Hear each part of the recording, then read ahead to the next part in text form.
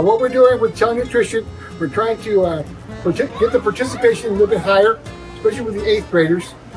They're tending to just go outside and skip their meal, which for us it's very vital, very important for them to get their meals, get the nutrition, so they can stay focused throughout the whole day.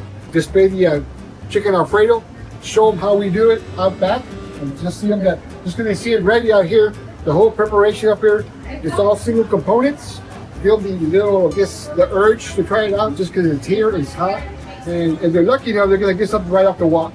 In any school I go to, I make sure I get their school name and logo, and I pass them out. Just thank a sign and chef hat to let you know that they participated in the actual lunch. And of course, we're gonna hold these throughout the whole year. Again, just to get them involved and get them engaged.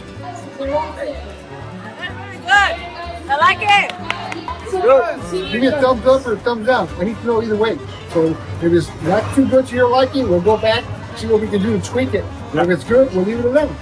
We want to assure them that they have a voice within the district. Okay, so this way, if they understand that, they feel that, they're going to want to try the food even more. Down. Good. Again, it's a win-win for all of us.